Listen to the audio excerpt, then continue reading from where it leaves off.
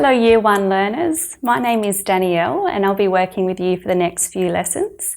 One of my favourite things to do is explore and practice number strategies and concepts. I hope you enjoy doing this too. Let's think back to lesson 15, and with Claire you revised some number concepts and she taught you a game called the Magic Bean Toss.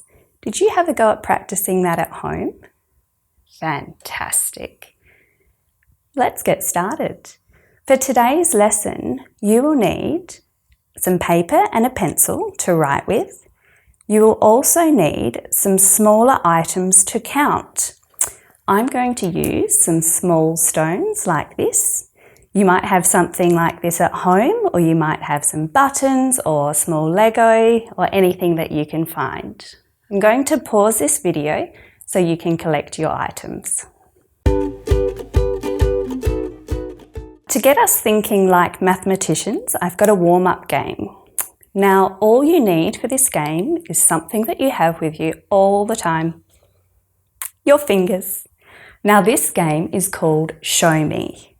So what we're going to do, I'm going to say, show me, then I will say an amount.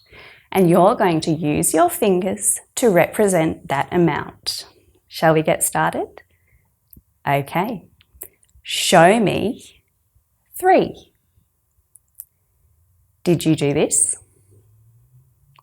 3 and 0 makes 3. Or did you do this another way? You might have done 2 and 1. That makes 3. How about 4? Did you do this? And use your knowledge of doubles. 2 and 2 is 4.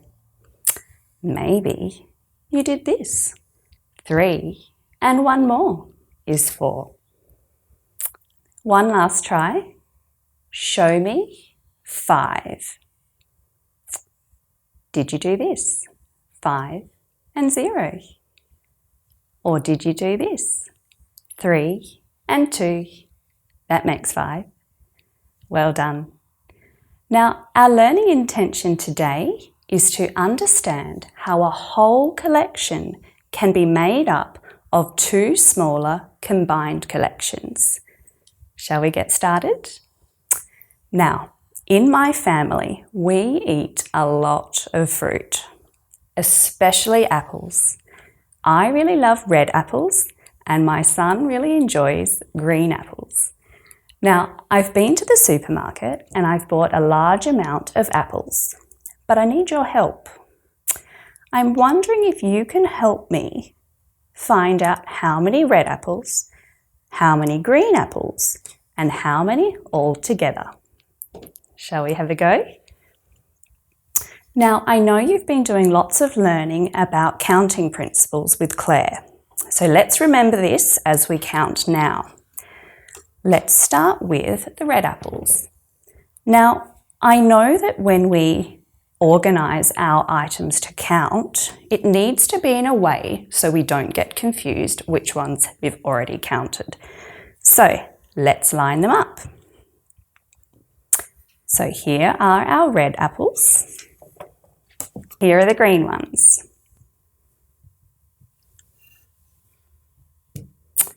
Okay, so I'm going to use my knowledge of skip counting when I count these red ones. Can you count along with me? 2, 4, 6. So we know there are 6 red apples. Now, I'm looking at the collection of green apples and I know straight away that there is 4. What do we call that again when we look at a collection and we know exactly how many there are? That's right, subitizing. So I can subitize the green apples and I know that there are 4. So now let's work out what is our total when we combine the 2 collections, how many apples all together? Let's count. 2, 4, 6, 8, 10. So our total is 10. 6 red and 4 green make 10.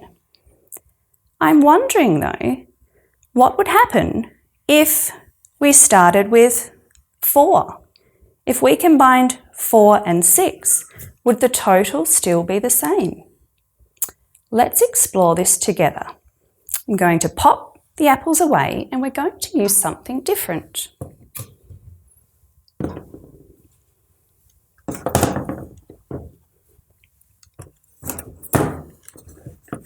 Okay, so I want you to collect your items to count with. Remember, they must be small enough to hold in your hands. Are we ready? So, we're going to get out 6 to represent the red apples. Count with me. 1, 2, 3, 4, and 2 more make 6. Now let's count out for the green apples. We know there are 4. 2 and 4. Now in one hand, I want you to hold the 6. That represents the 6 red apples.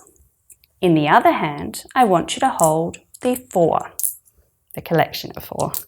That represents the 4 green apples. Now we know that 6 and 4 make 10. Let's reverse. I want you to put down your counters. In this hand, I want you to hold the 4. And in your other hand, I want you to hold the 6. Count along with me. 1, 2, 3, 4, 5, 6, 7. That's right. 8, 9, 10. Our total is still 10. What did we notice? That's right. The order we combined the stones didn't change the total. Now, you might remember Claire showing you the bar model.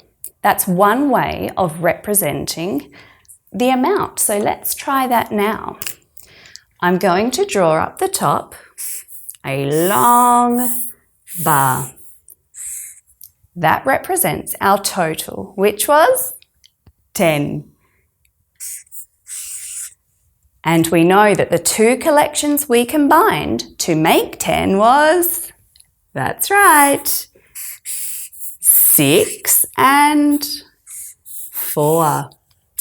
We noticed that even when we started with the 4 and then combined the 6, our total did not change. It still remained at 10. Now, I'd like to show you one more way of representing this. We call this the cherry representation. I wonder if you know why we call it the cherry representation. So up the top, once again, we've got our 10. And 10 was made up by 2 smaller collections. 6, which was our 6 red apples, and over here, our 4.